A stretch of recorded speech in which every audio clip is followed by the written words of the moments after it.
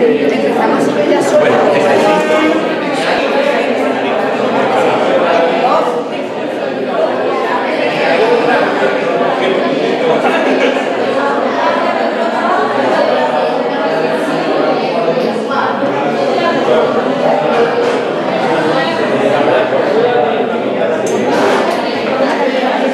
Buenas tardes y bienvenidos a la Educación a Debate, quinto ciclo de conferencias que organiza el sindicato PHA, Plataforma por la Homologación de la Enseñanza Concertada en Andalucía.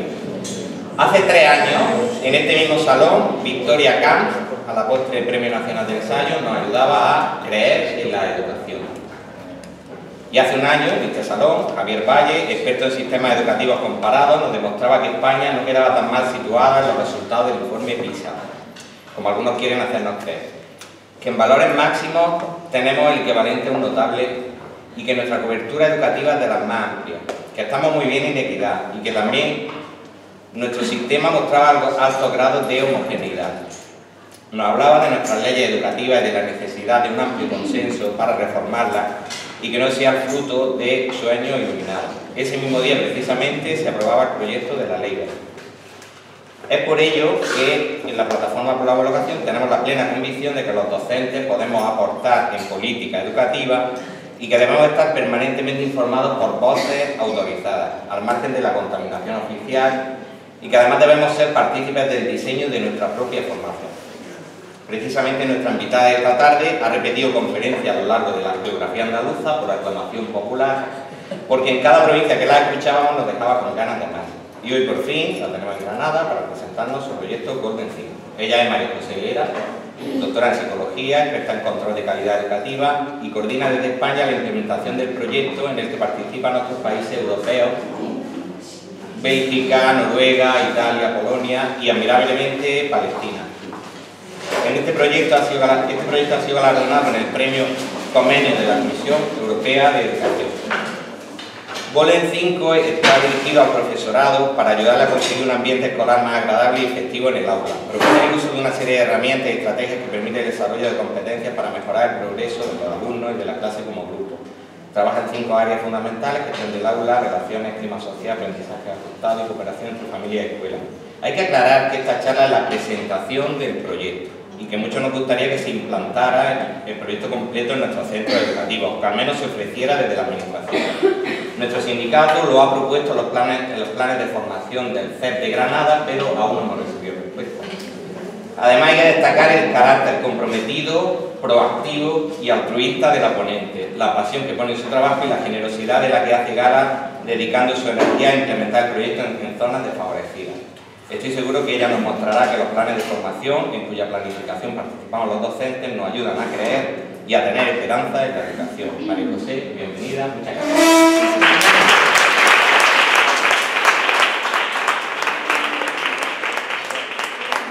Muchísimas gracias por esa presentación y bueno, un honor estar aquí en Granada y muy bien con este público, ¿no? De docentes y no sé si habrá alguna madre o un padre por ahí también, ¿no? Bueno, pues nada, voy a contar un poquito, ¿no?, de qué va esto del Golden, ¿no? Hemos empezado primero con la página web, porque antes era proyecto, ya es programa. Está traducido 1, 2, 3, 4, 5 y 6 lenguas, aunque tenemos un par de lenguas más traducidas que habría que colgar ya, pero estamos en ello, por lo cual la verdad es que el programa está expandiéndose, la verdad, que por muchas partes del planeta, ¿no? Y nada, está ahí todo, porque todos los lemas que tenemos es que las cosas que creamos tienen que ser gratis, que tienen que estar al acceso de cualquiera. Así que podéis entrar, explorar, bajar, copiar, en fin, lo que queráis, y empezáis a utilizarlo. Eso sería la página de golden5.org, se llama, y si ponéis Golden 5 yo creo que sale prontito. Y nada, pues vamos a empezar, vais parando si queréis. Yo pero no soy muy aburrida hoy porque yo me he empeñado en que quiero contar la parte teórica, ¿no? Una fundamentación teórica que creo que hay que tener, ¿no?, en la cabeza, porque nos alumbra un poquito por dónde vamos en la educación, y en ese marco teórico como la propuesta del Golden 5 como una mirada educativa, que es más, sobre todo es una mirada que ayuda, ¿verdad?, a empezar, pero es una mirada diferente. Voy a ver si os contagio un poquito y podéis empezar mañana, que esto, como decimos, el Golden es para mañana, no hay que hacer un máster para empezar, ¿no? Entonces, bueno, esto que veis tan complejo, vamos a empezar con la presentación. Y empezamos por nada, ¿no? Yo creo, por nada, ¿no? Pero bueno, empezamos por esa flecha verde, ¿no? Esa flecha verde simboliza lo que sería la atención, el esfuerzo y la persistencia. Son las tres variables que los psicólogos ven, ¿no? Que básicamente significa que cuando te encuentras a una persona, un niño, una niña, que pone mucha atención, mucho esfuerzo, mucha persistencia en algo, significa que está altamente motivado, ¿cierto o no? O nosotros que estamos motivados, ¿no? Entonces empezamos, eso sería como la definición de motivación. Y empezamos por ahí porque es verdad que yo siempre me encuentro a los maestros y maestras diciéndome, es que este niño no se esfuerza lo suficiente, es que tiene que poner más atención, es que tiene que persistir un poquito más, ¿no? Entonces digo, pues esto es lo que realmente el profesorado está buscando. Está buscando que el alumnado tenga realmente mayor motivación, ¿no?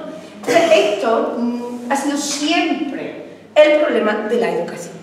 La educación parte de unos contenidos que no son necesariamente motivantes, de un temario que muchas veces parte de las antípodas, ¿no?, de los intereses del alumnado. Y vosotros tenéis la obligación de conseguir que el niño preste atención, esfuerzo y persistencia, ¿no? Entonces, bueno, ¿qué es lo que se suele hacer? Pues nada, lo que se suele hacer, pues la zanahoria.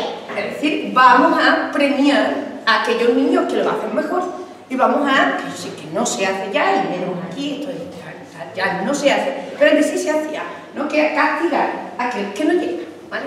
Entonces, bueno, los premios que generalmente se han dado siempre han sido, te doy más nota, ¿no?, yo qué sé, o si te mandan menos deberes, o tienes más tiempo para jugar, y los castigos, que digo que esto ya no se da, ¿no?, pero se baja ese poquito la nota, o te quedas sin recreo, o, ¿no?, cositas de estas, ¿no?, que a mí mis hijos me cuentan a veces, ¿no?, cuando te dicen, mamá, que nos hemos quedado sin recreo, ¿no?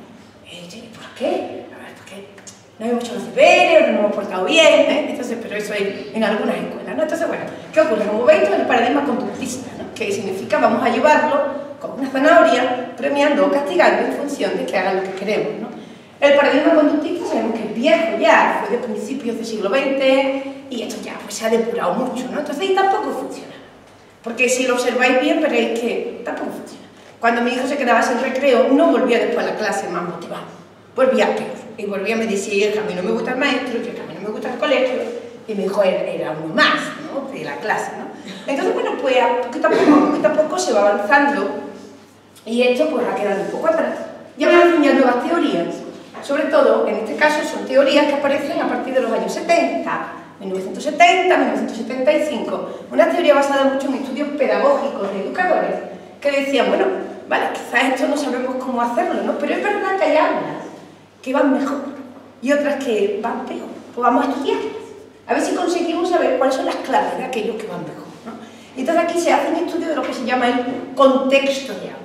Y como efectivamente hay aulas que, desde la decoración, desde cómo tienen puestos determinados carteles en el aula, desde cómo están distribuidas las mesas, desde cómo reacciona el profesorado ante un problema, consigue un clima más favorable al aprendizaje, por el contrario, consigue un clima que lo va a dificultar. Entonces son conocimientos que salieron ya en los años 70 y que, bueno, es interesante recopilarlos para buscar alternativas a ese premio y castigo que funciona, pero no funciona bien, ¿no? Y que es como estamos en el siglo XXI, vamos a ir incorporando cosas nuevas, ¿no? Y hay más cosas nuevas. La otra cosa nueva, sería, ya desde una perspectiva mucho más psicológica, aparecen estudios ya desde la psicología, en los años 90, o sea, que ya no estamos tan avanzados, ya casi 100 años ya. Entonces ya en los años 90 aparecen unas teorías desde el área de la psicología evolutiva y también desde la psicología social, que nos explican que hay una serie de necesidades que cuando esas necesidades que son organísmicas, es decir, que son del ser humano y que son compartidas por el bebé, por el niño o la niña que tenemos de infantil, por el de primaria, por el de secundaria y también por nosotros, son organísmicas y compartidas por todos los seres humanos, pero son necesidades psicológicas. Es como por fin vamos a poner que la psicología está sobre la mesa, ¿no? Si decimos que las necesidades fisiológicas de comer o de beber son compartidas por todos los seres humanos, eso lo entendemos, ¿no? Pues las necesidades psicológicas son exactamente iguales. Es como vamos a empezar a visibilizarlas. Y aquí esto se llama la teoría de la autodeterminación, una teoría que surge en finales de los 80, principios de los 90 y que se ha ido poco a poco extendiendo, ¿no? Quizás más en el ámbito del deporte, se ha extendido más que en el ámbito puramente educativo, pero es interesante que vayamos porque es del ámbito educativo, ¿no? Entonces, básicamente lo que nos dice esta teoría, que tenemos tenemos aquí es que hay 3 necesidades psicológicas que cuando no están satisfechas, la persona no va a prestar ni atención, ni esfuerzo, ni persistencia. Pero cuando sí están satisfechas, surge una energía interior que hace que todo el cuerpo se dinamice y se ponga muchas ganas en conseguir algo. Yo, no sé, yo siempre pienso, algunas veces, ¿verdad? Hemos tenido comportamientos que han estado altamente motivados y nos ponemos, yo qué sé, a estudiar incluso, ¿no? Y te llevas ahí horas y horas. Pues esto es lo que queremos. Pero esto, ¿cómo lo conseguimos? Con la zanahoria, hemos visto que esto muchas veces se cae. Con las cuestiones de grupo, como yo organizo el aula, lo puedo facilitar. Pero si además tengo en cuenta las necesidades que tienen los niños y las niñas, resulta que lo puedo impulsar mucho más. Estas necesidades son 3. Una es la necesidad de sentirse competente. Competente significa que te pongan tareas que sepas hacer. Que te pongan tareas que tú crees que puedes y te gusta hacerlas. Pero en cambio, cuando uno le piden que haga una cosa que no sabemos hacer, ¿cómo nos sentimos? Claro, incompetentes. Y hay algunos que a mí eso no me gusta, y que en el fondo es que nos sentimos mal, porque no tenemos esas capacidades para poder hacerlo, ¿no? Pero cuando nos ponen tareas que sí podemos, solo nos vamos animando, ¿no? Pues esta sería uno, sentirse competente, que, insisto, esto sirve para todo en la vida, ¿no? Otra condición, otra característica fundamental es sentirse autónomo. Autónomo significa en el control de mis propias acciones, decidiendo qué es lo que quiero aprender más o no, qué es lo que quiero hacer, la capacidad de decidir, la capacidad de tener el control. Cuando uno se siente autónomo, se siente mejor, toma las decisiones que quiere, se siente mucho más responsable con ellas y esa atención, esfuerzo y persistencia empieza a surgir, y a surgir, insisto, con una energía extra, ¿no? Que tú dices que ni he dormido, ¿no? Y sigo uno ahí estudiando, ¿no? Pues esto es. Y la tercera, da igual, es la relacionalidad, que significa la necesidad que tenemos de sentirnos bien relacionados. Bien relacionados significa tener un espacio, un sitio en el grupo, que cuando uno va se agradece, pero cuando uno no está, también se siente nuestra ausencia. Que se sientan unas relaciones basadas en el afecto, en la seguridad, en la honestidad, en sentirse uno bien, porque el que tiene al lado sabe que le va a ayudar. Como ves, está totalmente en contrapuesto con la competitividad. Es mucho más de cooperación, de ayuda, ¿no? En fin, esto viene del apego, ¿no? Y de unas relaciones que se dan entre los padres y los hijos, ¿no? Entonces, cuando estas 3 se dan, hace y sale. Pero además hay otro poquito más que es muy parecido, que viene de la psicología social, que también la necesidad de conseguir cosas, sobre todo cuando se está en grupo, de conseguir logros compartidos, de tener buenas amistades, ¿no? Entonces serían más sociales. Entonces tenemos necesidades fisiológicas, que las pongo aquí, porque se supone que los niños han comido, ¿no? Y vienen ya bien, ¿no? Pero imaginaros, por ejemplo, si las necesidades fisiológicas de comer no se cumplen, si tenemos un niño con mucha hambre en la escuela, ¿prestaría atención? Claro, no. ¿Prestaría esfuerzo, pondría esfuerzo y persistencia? ¿No? ¿En qué pensaría? En la comida. Pues las psicológicas son iguales. Si la persona no se siente competente, no presta atención, sino que piensa. Claro que no sabe, que esto le se sienta mal. Entonces, dice que está mirando al techo, que no pierde atención. ¿No? Es que no se esfuerza, dice, no, es que no me sale. Y ya no se esfuerza. Claro, pero se siente mal, siente que no puede. Entonces es lo mismo, es como vamos a visibilizar, vamos a hacer más grandes aquellas cosas que también son nuestras, ¿no? Son unas necesidades básicas que hay que discutir, ¿no? Entonces esto sería como un otro bloque, ¿no? Que son las necesidades que es interesante, importante que las veamos, porque los niños y las niñas las tienen, ¿no? Entonces, claro, cuando esto se cumple, pero ya no solamente tenemos la zanahoria, sino resulta que podemos impulsar esa motivación desde otro ángulo, ¿no? Que quizás no hayamos contemplado siempre, ¿no? Pero hay otro ángulo más, que es lo que pensamos. O sea, no solamente están esas necesidades, sino que después tenemos una serie de cogniciones internas, es decir, de ideas aquí en la cabeza, que es lo que pensamos de nosotros mismos. Con esto de lo que pensamos de nosotros mismos significa que si yo pienso de mí, que soy una persona, yo qué sé, tengo seguridad en mí misma y yo pienso que yo puedo hacer las cosas, pues cuando me pongo una tarea, aunque yo la considere difícil, pues diré, ay, pues yo lo voy a intentar, a ver si sale, ¿no? Y además pondré hasta ganas, ¿no? Pero si yo pienso de mí que yo no sirvo, que a mí no me sale bien la matemática, porque yo tengo unas ideas sobre mí mismo más orientadas al fracaso, cuando me pongáis la tarea, cuando me ponga alguien la tarea, ¿cuál será mi reacción?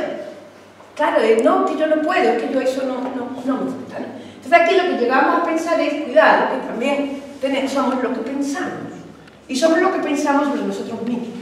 Y aquí seguro que tenéis estudiantes que más orientados al éxito y otros más orientados al fracaso. Y eso va a depender, evidentemente, de nuestras experiencias previas, que ya se ha caído mucho y ha fracasado mucho, pues va a generalizar y va a suponer que no sirve. Pero aquel que tenga una historia personal más cargada de éxito, pues pensará que puede. El que piensa que puede, lo intenta más. Claro, lo intenta más. Y pone más esfuerzo y más atención, porque tiene ganas de conseguirlo, ¿no? Entonces, bueno, todo esto está aquí atrás, ¿no? Entonces ya tenemos otra idea aquí, ¿no? ¿Cómo podemos entonces empujar a la motivación, o sea, así, atención, esfuerzo y persistencia, intentando mejorar las ideas que tenemos de nosotros mismos, de todos y cada uno de los estudiantes del aula? Porque cambiando lo que pensamos, vamos a conseguir motivarnos más. Y el tercer bloque, que también existe para motivarnos, sería el bloque de las emociones. El bloque de las emociones, este sí que surge más tarde, que surge casi en el 2000. No se han hecho estudios buenos de emociones en psicología, que por fin se están abordando, ¿no? Emociones, esto es complejo, pero bueno, es complejo, hay de dos tipos, ya está. Las que podemos considerar positivas y las que podemos considerar negativas, ¿no? ¿Cuáles son las emociones positivas? Bueno, venga, ¿cuáles son? Cuando uno se sienta bien, ¿cómo se siente? ¿Qué pondríamos? Entusiasmo, alegría. ¿Qué? Entusiasmo. Es que estoy muy sorda. Entusiasmo. Esto muy bien. Entusiasmo, felicidad, ¿verdad? Alegría, ¿no? Claro, cuando uno está alegre y contento, tiene una energía especial. Entonces es que te sale más energía. Y entonces tú haces las cosas más contentas. Y además transfiere a otros contextos, ¿no? Y te ha pasado algo agradable en tu casa y ya llega a la escuela mejor, ¿no? Entonces la alegría, la emoción positiva fomenta esa motivación. Pero cuando sentimos motivaciones, no, cuando sentimos emociones negativas, ejemplo, cuando nos sentimos tristes, ansiedad, con temor, con miedo, que vamos a ser como más pequeñitos, ¿no? Entonces, ¿tenemos más energía? ¿No? ¿Tenemos menos? Vamos a decir, ¿no? Entonces, claro, lo que nos planteamos es, bueno, y podemos convertirnos la escuela en un, ¿cómo se llama esto? En un estímulo atractor de emociones positivas. Que cuando los niños llegan a la escuela, sí, hacen, estamos provocando más energía, más motivación, más esa capacidad de atención, esfuerzo y persistencia. Si por el contrario nos convertimos en un estímulo atractor de emociones negativas, lo que está produciendo la escuela es una disminución de esas capacidades que como humanos tenemos. Es como si vamos a funcionar con los niños al 100% o vamos a trabajar a medio gas, ¿no? Entonces, en el momento que la escuela o la clase, ¿no? O la materia represente para el niño un estímulo que provoca en ellos ansiedad, temor, miedo, tristeza, incapacidad, que va a ir cada vez más pequeñito, ¿no? Y después llegamos y decimos, ¿qué te tiene que esforzar más? No puedes más. Porque incluso ya decirle eso le va a provocar aún más ansiedad, ¿no? Entonces, bueno, todo esto es el golpe. Entonces, pero bueno, como veis, ya tenemos más herramientas que quizás antes no veíamos tan claras, ¿no? Entonces, de la zanahoria, de los premios y los castigos, hemos pasado al contexto del aula, las necesidades psicológicas y sociales, la importancia de las ideas que tenemos de nosotros mismos y la importancia de lo que sentimos en los contextos que estamos. Y como tocando algunas teclitas, yo esto lo llamo abrir el motor, para que veáis qué tecla hay que tocar, ¿no? Cuando se abre el motor de este cerebro, ¿no? O de este ser humano, ¿no? Que sepamos que las cosas después funcionan y no funcionan por casualidad, funcionan porque hay muchas teorías. De hecho, esto se convierte en un marco interdisciplinar o pluridisciplinar, donde cada disciplina ha ido aportando un montón de teorías.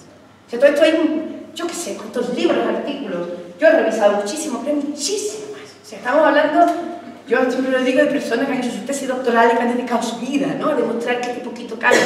Vamos a recuperar todo ese conocimiento y vamos a ver cómo nos puede servir. Desde el marco contextual, que tenemos del contexto de aula, ya nos olvidamos de los premios y los castigos, porque de hecho los premios y los castigos disminuyen la motivación. El premio, porque asocia la materia o el resultado a un premio, con lo cual aumenta la competitividad, pero no la motivación intrínseca. De tal manera que cuando el premio desaparece, esa motivación artificial también se cae. Entonces, premios, no. El único premio que seguimos diciendo que sí funciona, porque lo han demostrado todas las investigaciones que se han hecho, es el reforzamiento verbal, es decir, reconocimiento verbal. Muy bien hecho, qué bien, ¿no? Estupendo, esto es maravilloso, eso. Y si eso se hace en público, eso ya es mucho más que la moto que te compra el papá si saca buena nota, o incluso subir la nota en un examen. Entonces el premio, reforzamiento verbal, reconocimiento de las cosas bien que se hacen. El castigo, insisto, yo sé que no se utiliza, pero por si acaso hay algún por ahí. El castigo, ¿qué provoca? ¿Emociones positivas o emociones negativas? Emociones negativas. Es que solamente pensar en ello. Al provocar emociones negativas, ya estamos subiendo el temor, subiendo ansiedad, disminuyendo esa energía, esa capacidad que todos tenemos. Estamos ya provocando que vamos a trabajar al 50%. En el día que mi hijo se quedaba sin recreo, al día siguiente no iba a la escuela más feliz, iba menos feliz. Cuando te decía, mamá, que tengo que hacer todos los deberes, no me dice que él me quede otra vez sin recreo. Eso era ansiedad hacer los deberes. Eso no era asociar las matemáticas o la lengua con algo positivo que me gusta, sino con algo que tengo que hacer por obligación, sin elegir nada. Y además, si no lo hago, me provoca algo negativo. Entonces no estamos trabajando al 100%. Estamos provocando incluso cierto rechazo. Ya sé que no pasa nada, y mis hijos, por cierto, van fantásticamente, ¿no? Pero bueno, hay que meterse un poco en el perfil psicológico de todos y cada uno. Y mis hijos van muy bien, pero todos los niños y todos los estudiantes que tenemos van muy bien. No. Hay muchos más vulnerables que sí les hace más impacto. Y entonces empezamos con los rechazos. Entonces, premios y castigos, no. Y menos castigos, no. Así, sé que no hay... Si queréis, después discutimos, debatimos, sé que estáis de acuerdo, pues si alguien no está de acuerdo, que lo debatimos, pero esto es lo que dice la literatura, ¿no? Entonces, como decía, desde lo que es la psicología de la educación y desde la pedagogía, hay unos trabajos muy interesantes que nos van diciendo cómo podríamos organizar este contexto. Fijaros, una de las cosas así más que salieron, no sé si estará aquí, apuntada, no está. Era la de, por ejemplo, es mucho mejor prevenir que reaccionar, prevenir que actuar, no que reaccionar. Cuando tú me provocas, yo actúo, pues yo no estoy haciendo bien lo que tengo que hacer. Mucho mejor prevenir lo que va a pasar. Es mucho mejor ser proactivo y anticiparte a las cosas. Es mucho mejor no escalar los problemas, es mejor ponerlos pequeñitos. Es mucho mejor, en lugar de decir que mi clase es muy ruidosa, voy a pensar en cosas para que el ruido sea menor. Eso es ser proactivo. No quejarte del problema, sino vamos a buscar soluciones a ello. Estas eran las clases que funcionaban. Entonces son estrategias, algunas muy simples, pero que pueden cambiar en la clase. Entonces, y de aquí estas cosas surge el golpe. De cómo podemos utilizar todos los conocimientos que hay, ponerlos facilitos, poner unas estrategias concretas que sabemos que funcionan y animar al profesorado a que las pongan en marcha. Entonces aquí estamos hablando de cómo mejorar el contexto del aula. Después decíamos que teníamos la parte de las necesidades. La parte de las necesidades, que eso sí, dividíamos en dos bloques. El bloque de las necesidades psicológicas, que esto lo ha desarrollado sobre todo la psicología evolutiva. Que la psicología evolutiva es la que estudia los procesos que hay en cualquier ser humano. Da igual eso, de aquí que de Pekín. Y da igual la edad. Tienen que ser procesos organísmicos y que son comunes a cualquier ser humano del planeta, ¿no? Entonces, desde aquí donde decimos la teoría de la autodeterminación, la buscáis si queréis, en la que nos dice que tenemos que sentirnos competentes, bien relacionados y autónomos, ¿no? Para que no se nos olvide, ¿no? Esto no, seguro que no, pero para que no se nos olvide un ejemplito así, que veáis que se da, ¿no? Yo siempre pongo el mismo ejemplo, ¿no? Que cuando un niño empieza a caminar, que estamos hablando cuando tiene más o menos 12 meses, lo hace con ganas. Pone el niño esfuerzo, atención y persistencia para empezar a caminar. ¿Qué hace cuando se cae? Dice, no, ya no intento más porque a mí esto no me gusta. Claro, se levanta y lo vuelve a intentar y ve dónde puede poner la manita para no caerse. Y se siente competente. Además, fijaros, empieza a caminar cuando ya tiene el control, ¿no?, de toda la columna vertebral, cuando ya las piernas están maduras, porque si lo intenta antes, se sentiría incompetente y lo dejaría. O sea, el propio desarrollo evolutivo le va diciendo que se va a enfrentar cuando tiene una mínima competencia a mantener el equilibrio entre dos piernas. Se siente autónomo. Claro, y de hecho quiere desarrollar esa autonomía. Es cuando vamos los padres locos que te va a caer. Pero él quiere hacerlo solo. ¿No? Cuando empieza a comer, solo. Es un impulso humano que tenemos. Al hacerlo solo, cobra más energía. Y bien relacionado, porque generalmente cuando el niño empieza a caminar, ¿qué hay? Un adulto cerca con quien tiene muy buenas relaciones, que le riñe porque se cae y le dice, ¿ve que todavía no sabe caminar? Aquí, ¿qué le dice? Y qué bien camina. Y es mentira, no camina bien. Camina mal. Tiene las piernas arqueadas, planta primero la punta del pie en lugar del talón, se cae porque no guarda el equilibrio, necesita un tercer punto de apoyo. Pero nadie le rinde. Todo lo contrario, ¿qué le decimos? El campeón. Y cuando se va a caer, lo aguanta para que no se caiga. Entonces, cuando el niño tiene esas buenas relaciones y caminar se convierte en un hito para la familia, que todo el mundo va bien. Cuando se siente autónomo, porque está desarrollando esa autonomía que tiene de base, y se siente competente, porque cada vez camina mejor, pues siga caminando. ¿Y qué pasa? Porque caminamos todos. Bueno, pues esto es. Y esto igual para todo. Entonces, pero en cambio, cuando el niño no se siente bien relacionado, por ejemplo, estudios ya viejos, ¿no? Pero que se hicieron durante la Segunda Guerra Mundial, los niños de Londres, por ejemplo, fueron separados de sus padres, ¿no? Para evitar el bombardeo de Londres, y fueron a huir a orfanatos.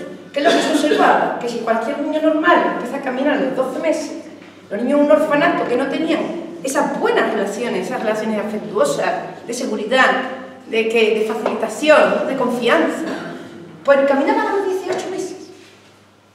¿Por qué? Porque se retrasa, porque no ponían este esfuerzo, atención y persistencia, porque no había esa ahí diciendo bien, sino que tenían sus necesidades fisiológicas cubiertas, comían y bebían, pero no tenían sus necesidades psicológicas cubiertas, ¿no? Entonces se tienen que dar las tres. Y esto, como digo, viene de la psicología evolutiva. Después, desde la teoría de la psicología social, también se ha avanzado mucho, sobre todo con los grupos. Esto ya no es organísmico, sino que depende del grupo, pero aquí todo el mundo funciona en grupos. Entonces, cuando estamos en grupo, tenemos necesidad de sentirnos bien en el grupo, de tener buenas relaciones, de sentir que conseguimos cosas juntos, ¿no? Cuando se tiene un grupo, hay que conseguir cosas juntos, porque si no se consiguen cosas juntos, la motivación del grupo baja, ¿sí o no? Y al contrario, pueden surgir relaciones competitivas que harán que esté aún peor, con lo cual hay que conseguir que el grupo consiga cosas juntas. Esto sería desde la psicología social. Entonces son pistas que nos dan. Seguimos con la parte de lo que pensábamos, que esto viene de la psicología de la instrucción y de la psicología del aprendizaje. De aquí se ha escrito lo que no os podéis ni imaginar. Y esto era con lo que pensaba. Otra vez, el niño que comienza a caminar, que lo anima y dice, pero qué bien camina. El niño empieza a pensar de sí mismo que, claro, que es muy bueno. Y entonces lo seguirá intentando. Aquí hay varios apartados, que son lo que serían las expectativas de autoeficacia, y esta vez nuevamente la teoría de la autodeterminación. La teoría, o lo que serían las expectativas de autoeficacia, son las expectativas que yo tengo de mí misma, de mi propia eficacia. Que aquí donde yo decía que hay dos tendencias. Puedo tener unas expectativas altas, orientadas al éxito, o unas expectativas bajas, orientadas, o altas, pero orientadas al fracaso, ¿no? Entonces, claro, aquí lo que nos planteamos es, ¿podemos nosotros y nosotras hacer algo en este aspecto o no? ¿Podemos con nuestras intervenciones cambiar esos patrones de expectativas o no podemos? ¿Qué pensáis? Pues esto ya sería una labor. Generalmente esta labor que la hacen los padres y las madres en casa. Y de hecho, cuando vosotros recibís a los estudiantes, niños y niñas, ya veis que hay estilos distintos. Pero si la escuela además tiene que compensar desde la escuela, deberíamos conseguir que todos y todas tuvieran altas expectativas de autoeficacia. Esto es una parte, otra parte está relacionada con las metas que tú tienes, ¿no? Si a mí desde pequeña me dicen que es que tú no vales para caminar, por ejemplo, pues cuando llegue a educación física, ¿seré yo una gran atleta? Claro, porque si no se me anima a lo que sea, lo hago menos. Si lo hago menos, desarrollo menos competencias. Las cosas se aprenden conforme se hacen. ¿Cómo aprende el niño a caminar? Caminando. Es que y todo es igual. ¿Cómo se aprende a leer? Leyendo. Uno aprende muy lento, otro aprende muy lento. Pero da igual. Al final, uno dará 5 vueltas, otro dará 20 vueltas, pero al final todo se consigue. Lo único que ocurre es que cada uno llevará su paso. Pero eso sí, si creo que lo voy a conseguir, lo seguiré intentando. Básicamente el fracaso viene cuando se deja de intentar. Eso sí.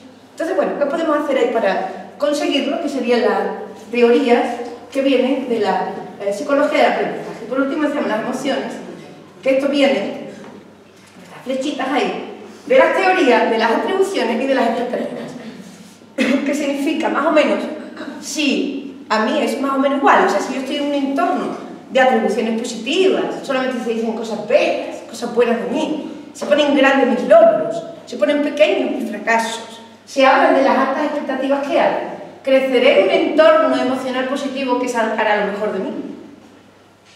Pues si por el contrario, en un entorno de atribuciones negativas, señalando los errores, magnificando los errores, con bajas expectativas, pues entonces estaré trabajando, pero con poquita capacidad. E insisto mucho en esto porque no sé quién nos vendió la creencia de que hay niños que son más inteligentes que otros. Y yo cada vez lo tengo más en duda.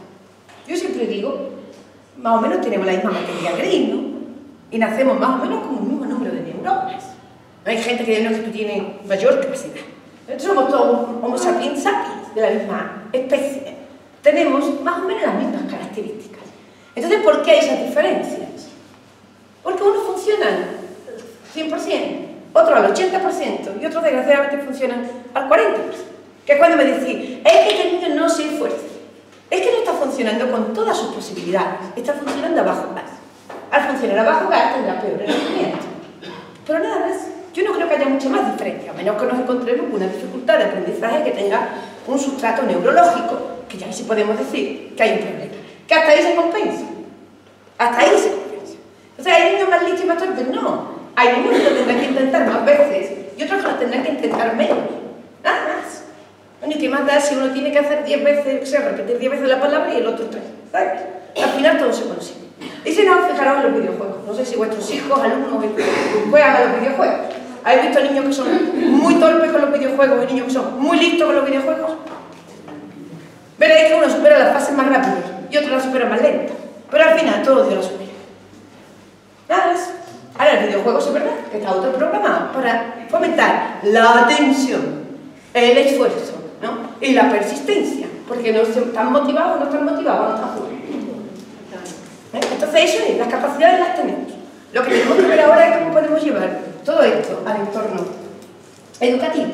Y ahí es donde aparece el golpe. Entonces, la primera parte, que sería lo que hemos dicho del contexto educativo, del contexto del aula, esta parte la hemos tomado y la hemos reflejado en la primera área del golpe, que se llama Classroom Management, gestión de aula.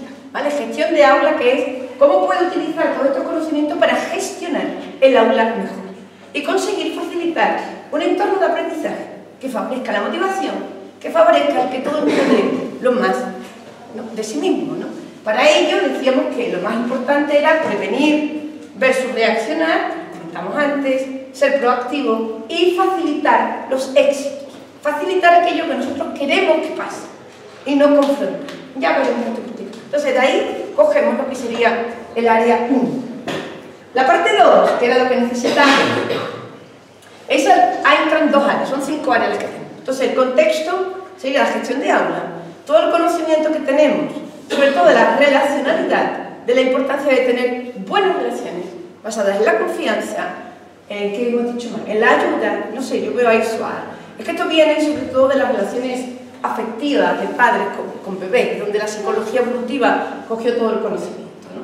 Y entonces eso lo ves, ¿no? Cuando te encuentras con padres que apoyan, que miran, que facilitan, que aman, que hacen que los niños confíen, eso hace que el niño explore, que el niño avance, ¿no? Si por el contrario no tenemos adultos, o los que tenemos riñen, entonces eso hace que el niño no explore, ¿no? Entonces la importancia de tener buenas relaciones, que significaría buenas relaciones con todos y cada uno de nosotros. Esto sería el segundo área, que se llama construyendo relaciones con el alumno, ¿no? Escoger esta cuerdecita, ¿no?, que te une afectivamente con cada uno de todos. Esa cuerdecita es fundamental. Sin esa cuerdecita, de hecho, esta es la base del golpe. O sea, para empezar hay que empezar. Porque sin esa cuerdecita, lo demás no funciona, ¿no? Este entorno afectivo hay que tenerlo.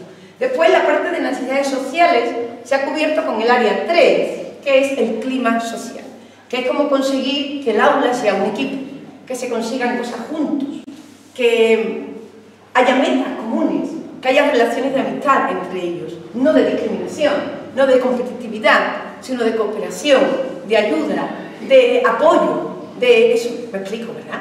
Pues el área 4. Después tenemos el área 4, que era lo que pensamos de nosotros mismos, ¿no?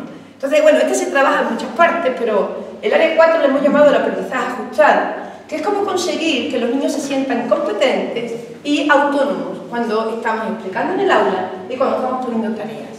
Entonces aquí pues vendrían cosas como vamos a ponerle tareas que sepan hacer, vamos a poder, a ver si conseguimos que más trabajo nos cuesta, ¿no? Que el alumnado elija algo, ese derecho a decidir. Cuando uno decide algo, consigue que las cosas te motiven más, consigues prestar más atención a todo, ¿no? El otro día me sorprendía, porque yo siempre me he quejado mucho de los libros que obligatoriamente había que leer en la escuela. No sé si a vosotros pasó cuando erais estudiantes. ¿Sí o no? Yo os recuerdo, ¿no? Y eran libros que no eran malos, pero no me gustaban. Pero que hay que leérselo por obligación. Y yo a lo mejor no quería leer ese libro en ese momento. El otro día me sorprendía, iba en el avión, cuando te lee las revistas estas que encuentras en el avión, y venía un articulito, y hablando de Platero y yo, ¿no? Y el propio articulista nos decía, este libro tan maravilloso, que tanto hemos odiado, porque era obligatorio en sexto de primaria, ¿no? Y entonces me identifiqué, porque me tocaba vivirlo, ¿no? Y ese burrito que parecía de algodón, con esos hojas de azabache, ¡ojo! Otra vez burrito, en lugar de verlo con la poesía y la belleza que eso tenía. Era una cuestión de edad, pero también es verdad que era una cuestión de que nadie nos preguntó, ¿tú lo quieres leer? ¿No lo preguntaron? Entonces eso ya implica menos motivación, porque no está respetando las necesidades básicas de autonomía. Al contrario, fomenta lo contrario, que sería la alienación y la sumisión. Tengo que hacerlo bien, porque a mi profesora me ha pedido. Tengo que hacerlo bien porque mi escuela lo dice. Pero eso significa una educación basada en el seguimiento de reglas sin cuestionarlas. Que no pasa nada. Pero eso no aumenta la motivación. Eso es lo que te lleva a cumplir los mínimos. Y ya tengo el 5, ¿eh? Ya lo de ya me lo leí. Pero lo he entendido bien, bueno, pero me lo leí, ¿eh? Mira, mira, mira. Están las páginas, ¿no? Aunque no lo hayas entendido. Eso nos lleva a un desarrollo que es un cumplimiento de mínimos. Con eso estamos fomentando ese 100% del desarrollo. Estamos utilizando toda la potencialidad que llevamos dentro.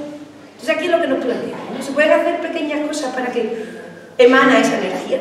Y lleguemos a las clases de los niños. ¿Qué otro libro hay que leer? Que es lo que queremos, ¿no? Y cuando le preguntemos una cosa, tengan 10 manos ahí levantadas, porque quieren participar. Pues se consigue, pero no con la zanahoria. Se consigue con estas otras teclitas. Ya sé que no es fácil. Pero por lo menos es importante que vayamos reflexionando, ¿no? Y pensando que hay alternativas. Y que no pasa nada si un día se cambia, al contrario, cuando empezáis a cambiar, o si hacéis algo, ya lo hacéis seguro, pero cuando conscientemente introducimos algunas cositas, es interesante ver lo que pasa, y veréis que empiezan a pasar cosas. Esa es la más compleja, también lo digo. Después teníamos la parte emocional, que era lo que sentimos, que decíamos cómo podemos construir que ese contexto, que ese aula, que ese centro escolar, se convierta en un estímulo atractor de emociones positivas. Que yo cuando piense en ello me evoque cosas buenas, me produzca dopamina, básicamente, ¿no? Porque todo está relacionado además con las hormonas que segregamos. Y cuando uno está más feliz, segrega más hormonas. Cuando está más triste, menos, ¿no? Entonces, a ver, ¿se puede conseguir o no se puede conseguir? Y para eso decíamos que cuando hablamos de emociones positivas, cuando hablamos de atribuciones positivas, cuando todo se dice en positivo, se va creando. Entonces aquí tenemos dos áreas que son las que trabajan en esto. Bueno, dos áreas. Un área, que es la quinta, que son la relación familia-escuela, que es cómo podemos no solamente mejorar la relación con la escuela, sino además cómo conseguir que a los padres les encante la escuela. Y que cuando hablemos en casa los padres, ahora yo como madre, de la escuela, todos sean risas y sonrisas. ¿Se podrá eso conseguir o no? Sea el reto. Y sobre todo esto, sobre estas 5 áreas, yace lo que llamamos el principio golpe, que es lo que cruza el proyecto por la mitad, que son atribuciones positivas. Es decir, necesitamos crear un clima de emoción positiva básico para empezar. Y a partir de ahí ir desarrollando las 5 áreas. ¿Vale? ¿Sigo? Entonces ahora vamos a explicar esto, que es lo que voy a explicar en esta charla, lo que sería el principio golpe. Y cómo utilizar esas atribuciones positivas para crear este entorno positivo, que todo sea positivo. ¿Vale? Y después, mínimamente, comentaremos un poquito las 5 áreas, pero al principio sí que hay que explicarlo un poquito mejor. Y esto sería el principio golpe, trabaja con las emociones, mejora la motivación, y todo esto es el Golden 5. La manita, que no se nos olvide, 5 áreas, y el principio transversal que es el principio. El principio de orden trabaja lo que son las atribuciones, sobre todo las atribuciones, y el convertirte en eso, un atractor emocional positivo, ¿no? Y vamos a empezar con las atribuciones. Las atribuciones. Las atribuciones, esto es una teoría, la teoría de Heidegger, que ya se dijo en el 1948. Una teoría, o 58, una teoría ya vieja que ha sido muy utilizada por muchos psicólogos, entre otros los de la teoría de la autodeterminación también. Bueno, lo primero que son las atribuciones. Que la atribución, yo no voy a remarcar aquí la definición perfecta, ni mucho menos, pero la atribución básicamente son cosas que decimos, que no son ni totalmente verdad, ni totalmente mentira, como las mayores cosas que decimos en la vida cotidiana. Y entonces las atribuciones, eso se llama, hablamos de atribuciones sociales, son herramientas que utilizamos con los demás para mejorar nuestras relaciones sociales. Recordemos que el ser humano necesita las relaciones para seguir desarrollándose. Entonces ponemos en marcha mecanismos inconscientes, pero que nos llevan a hacer que las relaciones se fortalezcan. Entonces para eso utilizamos las atribuciones. Entonces yo digo, por ejemplo, hoy llego aquí y lo he hecho, sí, que no lo he hecho por ser golpe ni nada, pero no me ha salido. Llego aquí y digo, qué patio más bonito, qué precioso ese patio, donde estaba haciendo las fotos, qué patio más bonito. Eso es una atribución. ¿Y qué significa bonito? ¿O no? A mí me gusta, pero yo no puedo decir que sea el patio más bello del mundo. Bueno, lo puedo decir, pero eso sería una atribución que no es ni completamente verdad, ni completamente mentira. Pero si yo digo, ¿qué patio más bonito? ¿Qué tipo de emociones estoy despertando en vosotros que sois el profesorado del centro? ¿Positiva o negativa? ¿No? Y no solamente positiva, sino que además buscaréis en vuestra cabeza, seleccionaréis alguna experiencia que confirma que es un patio bonito. Y me diréis, pues sí, porque es un edificio muy antiguo, seguro que tenéis más por ahí que no has escuchado, pero estoy segura que me diría, muy antiguo, ha sido reformado, no sé quién vino aquí a hacer una foto, ha salido en tal sitio, en uno de los edificios más emblemáticos de la zona. Entonces, eso lo que hace es que esta relación la fortalece, ¿o no? Entonces, ¿qué estamos diciendo? Estamos diciendo que cuando decimos atribuciones, generalmente la otra persona que se las decimos, las confirma. Claro, es que es verdad. Bueno, pues imaginaros que ahora yo llego y digo, ¿qué patio más sombrío, no?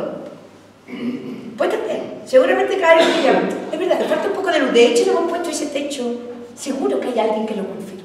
Porque hace que la relación se haga más estrecha, ¿no?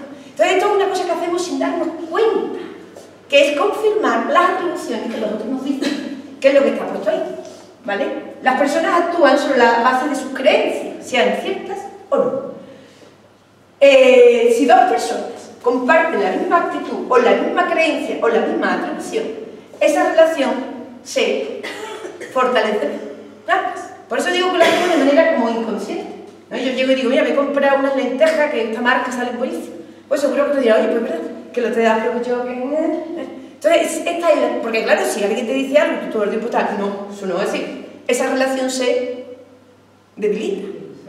Entonces, ya está, esto es. Entonces, hemos puesto el ejemplo del patio, o por el ejemplo de Granada, podemos poner muchos ejemplos. Pero la pregunta que hacemos es, estamos en la escuela, también hacemos atribuciones de personas, y de grupos, y de aulas, y de centros, ¿o no?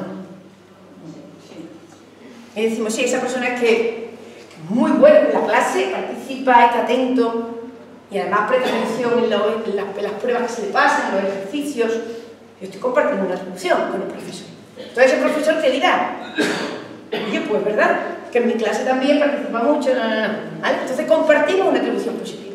Esta y esta relación se hace más fuerte. También en negativo. Si yo llego y digo, vaya, fulanito con tal, que no se le sienta en la silla, que siempre está levantándose, vaya clase que me da, la otra persona que me dirá, que es verdad, que en mi clase, ¿vale? Entonces lo que quiero que entendáis es que las atribuciones las hacemos de manera inconsciente, que la otra persona también de manera inconsciente la confirma, buscando una experiencia en su cabeza, seleccionándola para confirmarla. Y esto se hace, otra vez, un proceso inconsciente que lo que nos llevan es a mejorar los vínculos sociales. La pregunta es, ¿le afecta al niño que nosotras hablemos diciendo que es muy bueno en matemáticas? ¿Y le afecta al otro si nosotras hablamos diciendo que es muy malo en su comportamiento? Y yo os pregunto, ¿cómo le va a afectar si no nos están escuchando? ¿Cómo? ¿Quién hablaba? Por la actitud, por lo que genera la actitud. Ay, yo estoy Por lo que genera la actitud después de esa persona, ¿no? Claro, dice que no condicionan ahora las actitudes hacia la persona. Eso es. Muy bien. Y eso es lo que yo llamo la gafa. Entonces, si hemos hablado que fulanito es muy bueno en matemáticas, pues yo me pongo las gafas, entonces sería la Holden, la gafa Holden. Y resulta que lo que yo voy a ver con mis gafas es cuando es bueno en matemáticas. Porque también terminamos viendo lo que pensamos.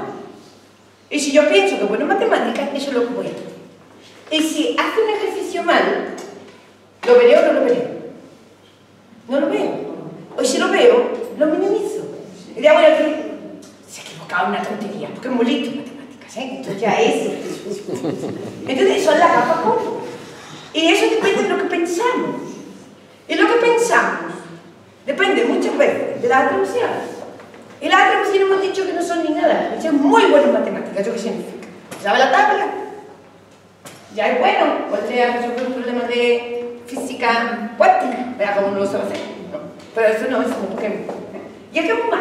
Pues miren. Ahora nos vamos a poner la gafa antigónica. Entonces, de que hemos dicho que se levanta, que no se sienta, que no presta atención. Entonces, yo, cuando lo mire, le pondré mi gafa antigónica. ¿Y qué es lo que veré? Lo que confirma mis ideas. Porque vemos lo que pensamos. Y diré, mira, ves que no se sienta. Y cuando se porte muy bien, ¿qué pasará? Que no lo veo. Entonces, esto es fundamental que lo sepamos. Estoy segura que recordáis el efecto Pigmalión. ¿Recordáis? Que era cuando se le preguntaba al profesorado, ¿tú cómo crees que esta luz? Este es muy bueno. Pues, y después sacaba dos notas. Este es muy malo. Este sacaba baja nota. Y esto lo podéis hacer. Hacéis la prueba y veréis que todos aquellos que consideréis mejores, aprueban. Y aquellos que consideráis peores, tienen peor nota. Claro, tú dices, bueno, que cuando estoy corrigiendo, me veo, me condiciono. Puede ser, que también pasa que somos seres humanos. Pero se han hecho muchos estudios, todos los estudios lo confirman. Todos. Lo interesante era saber por qué esto ocurre. Entonces, bueno, ya Rosenthal, que era la que llevaba los estudios, hizo finalmente otro estudio que se llama un meta-análisis. Cogió todas las investigaciones que se habían hecho y las puso juntas en el análisis. Pero descubre que hay 4 factores, que son los que explican esto. O sea, no es que cuando yo estoy corrigiendo, que también un poquito, sino que cuando estudiamos las relaciones entre el profesor con los alumnos que tienen, de los que yo tengo alta expectativa, yo explico mejor, más veces, pongo retos más interesantes, minimizo los errores, doy más ayuda y más ayuda apropiada. ¿Lo veis? Yo recuerdo, una vez estaba yo en la pizarra, en segundo de bachillerato, yo soy de bachillerato, soy muy vieja, y yo era la buena, o sea, yo entendí que la profesora tenía altas expectativas hacia mis matemáticas, la verdad que sacaba sobresalientes en matemáticas. Claro, seguramente porque ella tenía altas expectativas. Y recuerdo que salí a la pizarra y hacía un ejercicio y yo estaba aquí. Y me dice, María José, te equivocas el signo. Ay, perdón, que era menos y ya se me había olvidado. Ten cuidado que no cerrar paréntesis. Ay, perdón, cerrar paréntesis. Claro, ¿cómo me salió el ejercicio? ¿Me ayudó? Sí. ¿Ella pensó que me estaba ayudando? No. Si después sale un compañero que ella tiene bajas expectativas matemáticas y se equivoca en el signo, ¿qué le diría? O no le dice nada, y después dice, a ver si adivina el error. Claro, porque confirmamos lo que pensamos. Entonces, claro, tú dices, bueno, pero eso ¿cómo lo controlo? Porque yo eso, ¿cómo lo hacemos? ¿Cómo fácil? Si sales solo, cuando tenemos altas expectativas. Cuando he puesto el ejemplo del bebé, ¿cuántos cursos hay que dar a los padres para decirles cuánto bebé lo tienen que animar? No les riña cuando se cae. ¿Eso qué decirse a los padres? Claro que no, y le sale solo. ¿Y por qué le sale solo? Porque tiene altas expectativas, claro. Entonces sabe que su hijo va a caminar. Y aunque camina por 14 meses, no me dice, lleva 2 meses de retraso para con el vecino. No, tiene altas expectativas, sabe que va a caminar. Pues esto es, entonces cuando el ser humano tiene altas expectativas en las labores educativas, educamos mejor. Bueno, pues ya sabéis el truco. Este es el golden. Si pilláis este, lo habéis pillado todo. ¿Qué es lo que necesitamos? altas expectativas de todos y cada uno de los estudiantes, de los alumnos. ¿Los tenemos? Tendremos altas expectativas de un grupo y bajas expectativas de otro. Y eso es lo que queremos hacer, es creernos. Y como no lo creemos, ahora yo llego mañana, llega uno y dice, este es el mejor de la clase, porque que no ha probado en su vida. ¿Cómo me lo creo? Ahí está, pues ahí hay que ponerse la gafa golpe y decir, bueno, este chiquillo en algo bueno será. Y entonces ahí subir, decirlo 20 veces, hasta que el otro diga que es verdad, que ese muchacho, ese chiquillo, está haciendo ya algo de los demás, que sea algo. Y empezamos ahí. Y veréis que cuando empiezan a cambiar las expectativas, bueno, el primer sorprendido son los chavales, claro, que te dicen, ¿a no me va a reñir? Porque hay algunos que es verdad, que le cae todo lo negativo y a otros todo lo positivo. ¿Vale? Entonces eso sería ya técnico. Por eso digo que el principio Golden es lo que atraviesa todo. Y esto hay que tenerlo. Y hay que trabajarlo. Porque yo entiendo que algunos dicen que no veo nada. Pues hay que verlo. Entonces te ajusta más las gafas, vas ahí por todo. Pero hay otra cosa interesante porque estamos hablando de las expectativas nuestras. Pero en el aula no estamos solos. ¿Cuántos alumnos tenéis? Normalmente. 25 hasta 30 que tendremos. Entonces resulta que no estamos solos.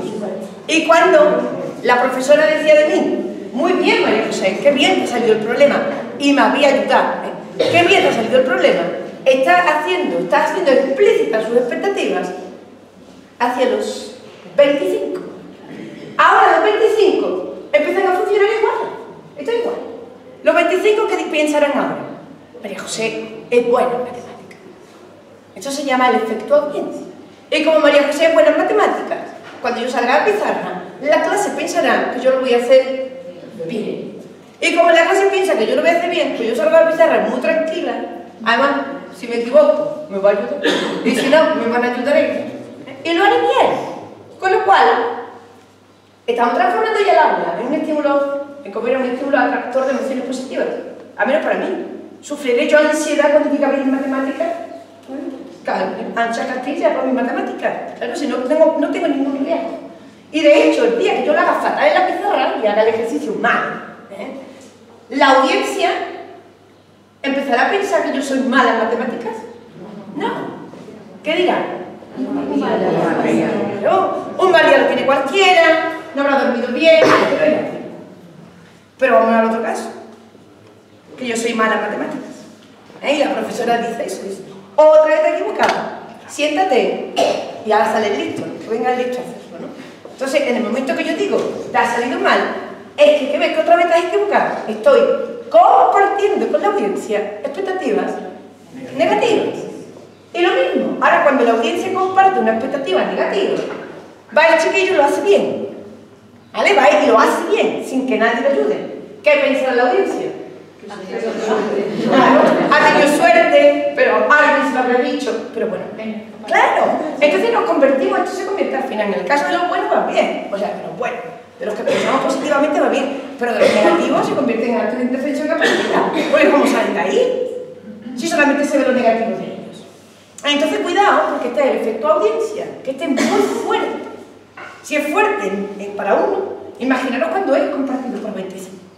Y eso lo hacemos cada vez que hacemos una introducción en el aula, que ya sé que la hacéis todas positivas, pero por si acaso se escapa alguna de las otras, que sepáis que eso tiene un efecto en cadena.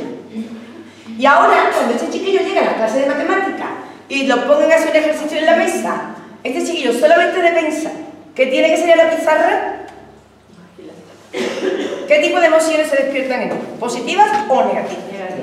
Claro, levanta la ansiedad. Ansiedad, miedo, temor. ¿Va a prestar suficiente atención? ¿Va a poner esfuerzo y persistencia en la tarea? No. La clase de matemáticas se convertirá en yo es que no valgo paciencia, yo me voy a letras. Y termina un rechazo. Y estoy segura que esto además lo hemos olvidado, hasta incluso nosotros. ¿Sí o no? Clave. Atribuciones positivas. Atribuciones negativas, nunca.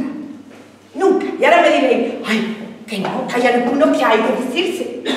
Vamos, en secreto, en solitario, y que nadie se entere. Porque esto es como el efecto tsunami. Como se enteran los demás, esto crece. Entonces lo negativo hay que ponerlo pequeñito. Y lo positivo hay que ponerlo grande. Y ya está. Ya está. Ya está esto del barrio. ¿Habéis pillado esto? Ya, esta es la esencia, ¿no? Y esto es. Entonces, capacizar lo positivo, crear expectativas altas sobre tus propias capacidades, contribuirá a que el efecto audiencia también crezca y aumente lo positivo, ¿vale? Una paréntesis, ¿no? Cuidado que tenemos que ser creíbles. Yo eso, el niño que no ha aprobado en su vida, el pobre, yo mañana le digo, tú eres el más listo de la clase. Pues eso no es creíble, ¿no? Entonces, bueno, ¿cómo las hacemos creíbles? Las hacemos creíbles sobre hechos concretos. Hechos concretos que a veces tendremos que magnificar. Entonces, que bien te ha salido ese ejercicio. No, es que yo, ¿cómo que no? Tú sí que vales, ¿no? Y hacerle ver que puede. Venga, pongo un ejemplo que también lo pongo siempre, pero que creo que sí queda, ¿no? En la cabeza, ¿no? Por de creer. Llega un día mi hijo, no me acuerdo, estaba en cuarto, me parece, o tercero de primaria, pequeñito. Mira, mamá, yo la tabla de multiplicar, yo eso no va conmigo. Eso es una cosa muy difícil, yo eso nunca voy a poder aprender, tantos números, claro, el pobre ya con toda su expectativa de autoeficacia, pues lo suena, ¿no? Ya con su esquema de fracaso, que esto mejor dejar. Claro, si yo le digo a mi hijo, no, porque tú eres buenísimo con las tablas, ¿mi hijo me cree? No. Si yo te la sabe, mira, mamá, sí que no me la sé. Entonces yo ahí no podía atacar. Tengo que atacar en sus capacidades. Entonces digo, bueno, no nos vamos a preocupar más por las tablas. Se llama deja eso, que es un efecto, ¿cómo era? Un estímulo de emociones negativas. Se acaba la tabla. Oye, pero me pregunto yo, ¿tú te sabes algún nombre de los Pokémon? Los 264. 264 nombres de Pokémon. Y eso, y cada Pokémon no tenía como 3 evoluciones. Y tú te lo sabes. Eso hay que sabérselo. Y cada Pokémon no tenía además una serie de ataques. Yo me sé los mejores. Digo, o sea, tú eres capaz de estudiarte 264 nombres con sus 3 evoluciones y no sé cuántos ataques cada uno. Y tú no tienes capacidad para estudiarte una simple tabla de multiplicar. ¿Qué estaba haciendo? Intentando cambiar sus atribuciones para que él me creyera. Entonces tiene que coger una cosa en lo que él es muy bueno y hacerle ver que claro que tiene esa capacidad. Y me dice, pero es que yo me llevo todo el día mirando el poste de los Pokémon. No, ¿me ha visto mamá? Que me llevo todo el día ahí así, con los Pokémon. ¿Qué me estaba diciendo mi hijo? Que su estrategia fundamental de aprendizaje, ¿cuál es? La visual. La visual. En cambio, en la escuela, ¿cuál es la que se favorece más? La auditiva. Y él con la auditiva no lo pillaba. Él tenía que ser visual. Se acabó el problema. ¿Qué le dije? Tú que aprendes bien, no te preocupes. ¿De qué se forró la casa? Hablas de multiplicar. Se acabó el problema. Ya se le quitó la ansiedad. Cuando no se sabía el número, lo miraba tantas veces como necesitaba. Sin ansiedad, la aprendió. Claro que la aprendió. Y así, en un pispás. Se le quitó el bloqueo. ¿Qué es lo que os digo? Con niños más inteligentes y niños menos inteligentes. Mi hijo era poco inteligente. No. Lo que pasa es que las estrategias que le daban en la escuela no eran las que él le hacían superar y crecer con todo su desarrollo. Nada más. Y a lo mejor él tenía que mirarlo 10 veces, pues lo mira 10 veces. Hay otra persona que lo mira una. Da igual, eso es más listo, más torpe. Da igual. Pero si no llegamos a dar con esa estrategia, hubiese fracasado en matemáticas. La matemática no le gustaba. Eso hubiese empezado a generarse. ¿Sí o no? ¿Vale? Entonces tenemos que conseguir que sean creíbles. Entonces lo que hacéis, cogéis algo de ellos y lo ponéis grande. Y veréis como si, pues es verdad que a mí me sale muy bien. Empezamos a generar expectativas de autoeficacia positiva. De que claro que tú puedes. Que era cuando yo decía, pero podemos hacer algo para crear expectativas de autoeficacia mejores. Que ahí hay varias fuentes. Evidentemente la principal es la historia personal. Cuando uno tiene una historia de éxito es más fácil tenerla, ¿no? Pero hay una que me encanta, que es la persuasión, de fuentes, de maneras de cómo incidir en esto, ¿no? Que la persuasión es esa vocecita que te llega aquí, que te dice, claro que puedes, un poquito de esfuerzo más, aquí lo hiciste muy bien, con este poquito más, mira lo bien que lo has hecho. Y eso es lo que hace que empecemos a cambiar nuestras creencias de nosotros mismos.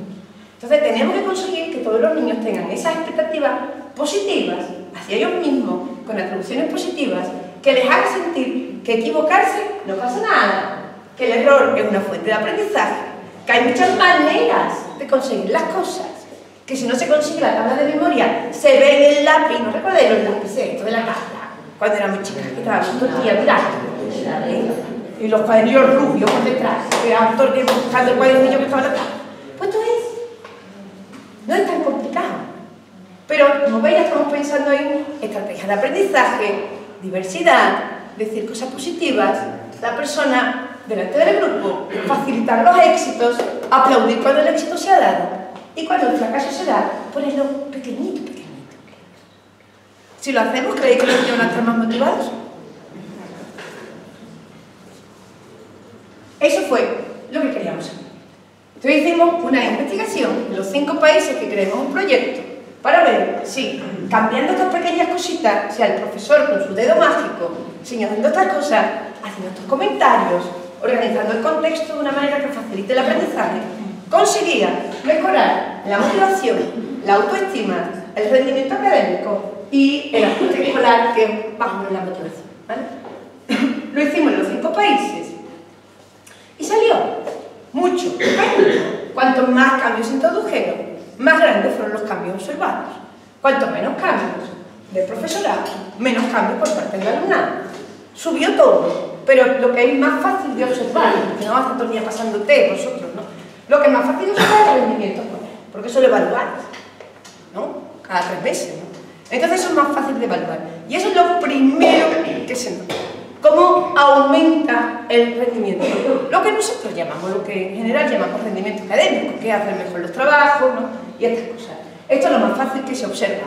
Pero evidentemente lo que hay debajo es una motivación mayor. Esto es lo que se observa así objetivamente. Pero veréis que se observan muchas cosas. Se observa un gran cambio en las relaciones entre ellos, un gran cambio en la atmósfera o clima del aula y un gran cambio en nosotros. Es como nos ponemos las gafas Golden y las cosas empiezan a fluir de otra manera, ¿no? Ahora, a veces las gafas se caen. Y cuando se caen, ¿qué hay que hacer? Exactamente como volvérselo a poner. Igual cuando el niño se cae, cuando cambia. ¿Y cómo se aprende a ser Golden? Pues por eso se escucha más las gafas. Sino que tú eres más Golden porque no se te cae nunca. No. Al que se le cae muchas veces también aprende mucho más fácilmente a ponérsela. El error tiene que ser considerado como un gran promotor del cambio y del aprendizaje, ¿no? Y esa es la mayor dificultad que tenemos con el Golden, que se nos cae la gafa y a veces no la encontramos. Pero claro, cuando no la encuentra, ¿qué te hace falta? Fijaros que la teoría de la autodeterminación era también para nosotros. Cuando estamos bien relacionados en un equipo de trabajo, en el centro, y a mí se me caen las gafas, ¿qué se espera que haga mi compañero o mi compañera? Que me ayude a ponérmelas otra vez. Y entonces si me siento más relacionado y mejor, vendré a la escuela con más motivación. Y si además me siento competente porque empiezo a poner el Golden en marcha y todo fluye mejor. Y si además tengo autonomía para decidir 4 cosas, pues entonces cuando también nosotros nos sentimos muchísimo mejor. Y no solamente sentirse mejor, estamos favoreciendo nuestro desarrollo psicológico, que también está. ¿O hemos dejado de desarrollarnos? ¿Hemos dejado de crecer? Da igual. Entonces, bueno, y mejor desarrollo y bienestar psicológico, menos enfermedades, menos ansiedades, menos temores, más alegría, más felicidad, más de lo positivo, ¿no? Entonces, en fin, esto es lo que intentamos, en fin, esto es lo que hemos creado, ¿vale? Entonces, bueno, como decía antes, este principio Golden, que es la que está de base, que no se nos olvide, hay que entenderlo, a eso ya se pone en marcha con 5 años. 5 áreas, como decía, con gestión de aula, construyendo relaciones, clima social, aprendizaje ajustado y por último, la familia. Cada área de estas pues tiene su parte teórica, está toda en la página web, hay una parte teórica que si lo imprimís es un libro con las 5 partes teóricas y quizás lo que sea más relevante o más interesante, yo creo que por eso nos premiaron, no sé, más innovación, es que damos estrategias concretas para poner mañana en marcha en el aula. Es decir, vamos a empezar ya, que no significa que ya hayamos terminado, pero en algún momento hay que empezar. Porque si a caminar, eso se aprende caminando, a aplicar el Golden se aprende a aplicarlo. Y cuando uno no le sale, pues se tiene que levantar. a intentarlo. La parte de gestión, antes ya más o menos hemos hablado, pero es que conseguir ese clima que facilite el aprendizaje, que facilite la colaboración, que facilite los valores positivos. Y nosotros pues, tenemos que ser capaces de hacer varias cosas a la vez. Por ejemplo, que lo hacéis ya. Pero cuando uno es consciente, dice, ¿veis? Ya no me quejo más. Es que sí, es que la Claudia tenéis que hacer varias cosas. Sentir, utilizar lo que hay en el aula para captar la atención, que nos faciliten las señales, mensajes, utilizar lo visual en el aula para captar la atención, mantener una comunicación abierta con los niños, que haya un clima relajado, no tenso, ¿no? Sino de agradable, de sonrisas, conocer el grupo, porque si no conocemos el grupo vamos a ciegas. Entonces, conocer su estructura, sus roles, cómo están organizados, quién es el líder y los problemas. Los problemas, como hemos dicho, hay que ponerlos pequeñitos y las cosas buenas, grandes. Yo creo que este es uno de los primeros cambios que se ve con el curso. De los primeros. ¿Qué pasó el otro día? A ver si lo puedo poner en pie. Me dijo un ejemplo. Ay, ahora no me voy a acordar. Bueno, pero esto sí que lo notáis. Solo notáis muchísimo. Del tipo, vamos, esto llega a pasar antes y aquí se monta. Y en cambio, cuando ya uno va empezando con el golden, pues los problemas chiquititos, con lo cual se pueden resolver. Porque no se magnifican. Por ejemplo, cuando los niños de la clase de mi hijo hacían las cosas regular y el profesor los dejaba sin recreo, ¿los estaba minimizando o los estaba magnificando? Claro, ya después, ¿cómo habéis solucionado el problema? ¿Lo habéis solucionado? No. Los niños no llegaban al recreo. Se acababa el recreo, que estaban en la clase y su actitud era más positiva o más negativa. Más negativa, le gustaba menos y a cualquier cosa que dijera el profesor estaban enfadados, no se había respetado su derecho al descanso, se había magnificado una historia que la venía porque no habían hecho los deberes o porque habían hablado mucho, porque hablar no está bien, a pesar que dicen que hablar es el desarrollo del lenguaje y del pensamiento, ¿no? Pero no está bien, ¿no? Y en el periodo de la infancia se castiga por hablar, ¿no? Entonces eso no soluciona. Entonces mejor, lo digo realmente con una creencia total, más vale incluso no reaccionar. Si no sabemos qué hacer, déjalo pasar y cuando sepamos qué hacer lo hacemos. Porque cuando uno magnifica un problema y le da una mala solución, se tiene muy mala marcha atrás. Más vale posponerlo, que ya veremos qué hacemos. El que hace poco se va a equivocar. En cambio, lo bueno, lo magnificamos, ¿no? Pasamos a los pasos clave. Pasos clave hay muchos, aquí van los 4 primeros, ¿no? El primero de ellos es flujo y continuidad. Este es una tontería, la verdad, con los pasos claves no es nada de otro mundo. Este flujo y continuidad es la capacidad que tenemos que tener de explicar sin que nadie nos interrumpa. ¿Eso os gusta o no? ¿Os gusta explicar sin que nadie os interrumpa? Bueno, ¿qué podemos hacer para conseguirlo? Por ejemplo, esta estructura que yo tengo, esto es horroroso. Si yo, por ejemplo, os ponéis a hablar entre vosotras, ¿ahora qué hago yo para callar? Imaginaros que empezáis a hablar, no hablarme, pero imaginar, ¿vale? Estáis hablando, ¿no? ¿Ahora qué hago yo para callaros? Llegará un momento que te tenga que decir, por favor, silencio, ¿no? Entonces ya he interrumpido mi charla. Y resulta que porque haya 4 o 5, resulta que el resto también ha perdido. Y resulta que yo me estoy dejando llevar justamente por lo que no quiero que pase. Yo no quiero que la gente hable. Y el que habla se lleva la atención. Esto al revés, lo que yo estoy diciendo. Entonces, ¿cómo lo hago? Yo creo que están hablando y no se callan, ¿no? ¿Cómo lo hacemos? Pues pasando y llegas poniéndome al lado. Te pones al lado a explicar, la mira, si no se calla, lo toca en el hombro, si no le dejas un post-it, silencio, por favor, pero yo sé. Claro, pero tengo que poder pasar. Entonces ya tenemos una cosa, que es que la clase tiene que estar organizada de tal manera que permita que el profesorado pase entre las mesas. Y que además sepa dónde está el grupito más conflictivo que va a saltar.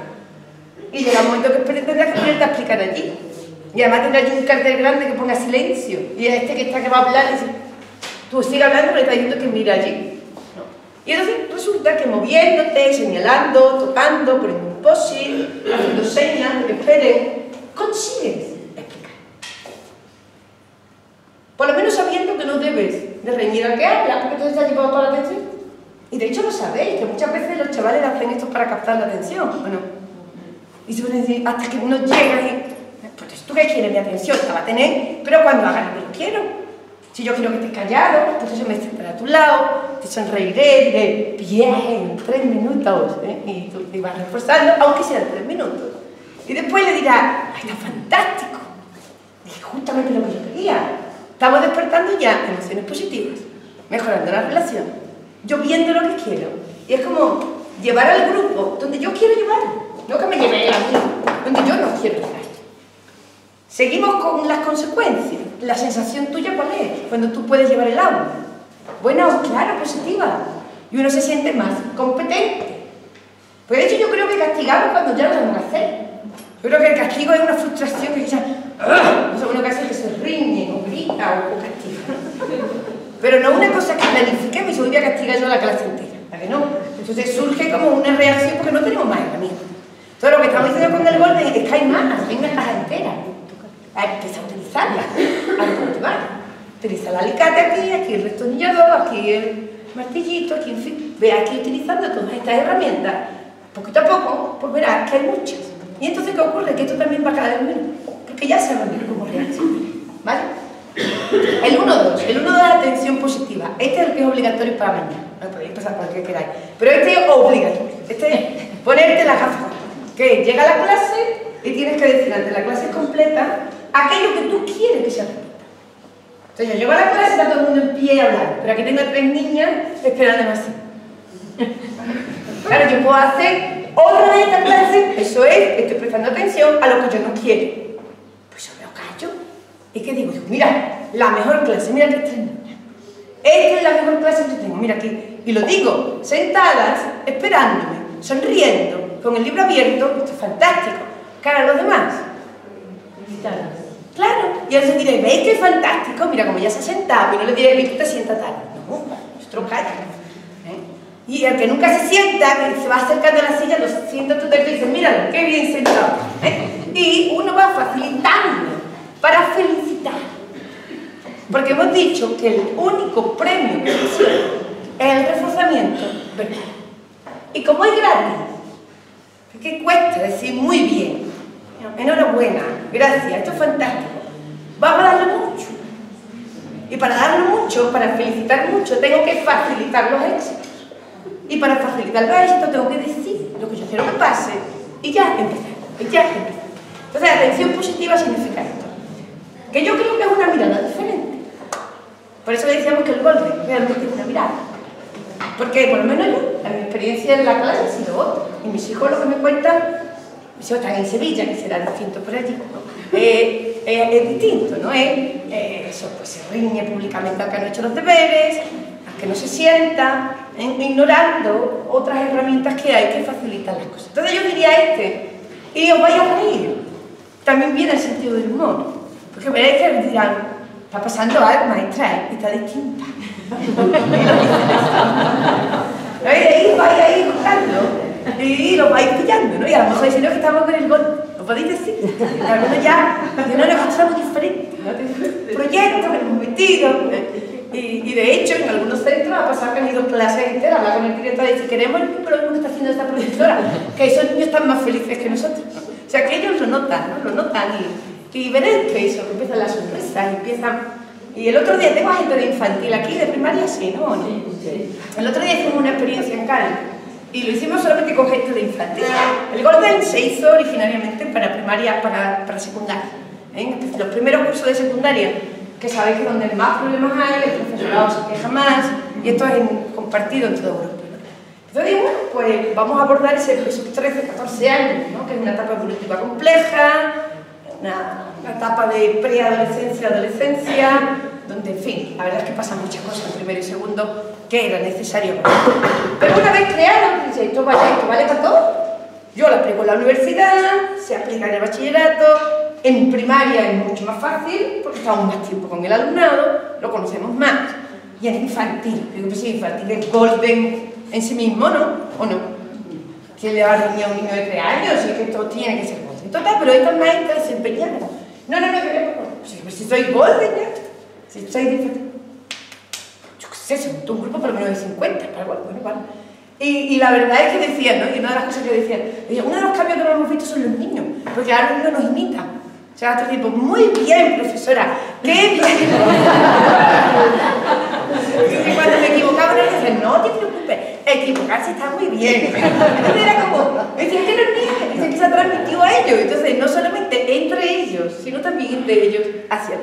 Entonces, esa mirada positiva es muy fácil de transmitir. Y además es tan bonita que se agradece. Y se agradece y empieza eso. Lo positivo lleva a lo positivo, ¿vale? Y lo negativo lleva a lo negativo. Entonces, ¿cómo podemos incrementar todo esto para sacar todo el potencial que tenemos? Por cierto, un Kit Kat. ¿Hasta qué hora tenemos? Las 8:25 y tenemos hasta las 8:30. ¿Hasta las 8:30? Pues no vea nada. Bueno, pues entonces, como sí, como bueno, bueno, ya. Entonces, ese lo pongo, ese tenemos. Y lo de la proactividad es cierto, los problemas vamos a poner pequeños y no grandes. Y no me acuerdo el ejemplo que dijimos el otro día. El área 2, esta es la que yo decía que por aquí hay que empezar. Hay que empezar, esta es la más fácil de todas. Estos son los cimientos de la casa. Si tenemos buenas relaciones con el alumnado, ¿mejora el rendimiento académico? Yo no lo sé. Según la investigación, no siempre. Pero es la base de todo. ¿Por qué? Porque necesitamos que el alumno se sienta seguro, que sienta que somos facilitadores de su desarrollo, sienta que estar con nosotros le da relax, le ayuda a ser mejor, le ayuda a tener éxito, ¿no? Y entonces le importamos. Y cuando le importamos y estamos en la gestión de aula y está hablando y lo miramos, se calla. Pero si no le importamos y lo miramos cuando va a hablar, ¿qué hace? Habla más fuerte. Claro, entonces tenemos que mantener esa relación y construirla, aunque después no veamos los efectos ya, de inmediato. Por eso digo, insisto, que hay que empezar por esto. Jugamos con todas las áreas, ¿no? Y en la atención positiva hay que hacerlo, hay que mezclarlo. Pero esta es fundamental. Entonces, bueno, hay que observar, sobre todo hay que observar y reconocer las cualidades de los alumnos y tener la capacidad de verlos a todos individualmente. Y esto es lo que es. Entonces, es cómo construir ese, yo veo como un cablecito, con cada uno de los estudiantes. Y eso nos va a llevar a controlarlos mejor, animarlos mejor, cuando le digamos sus expectativas de autoeficacia, que seamos más creíbles, porque mi hijo me quería mucho, también me creía, ¿no? Y le decía, que tú eres muy bueno. Pues claro, porque me quiere, ¿no? Entonces no es lo mismo a uno que tú nunca has visto y que además te lleva mal, ahí no funciona nada. Entonces, bueno, ¿cómo podemos conseguir estas relaciones positivas? Aquí también hay muchos pasos clave, pero esta es la más fácil de todas. Así que os animo, aquí sí que os animo a que empecéis ya. Bajar los pasos claves de internet, que están todos, son facilísimos. Fijaros, el primero es llamar por su nombre, solamente.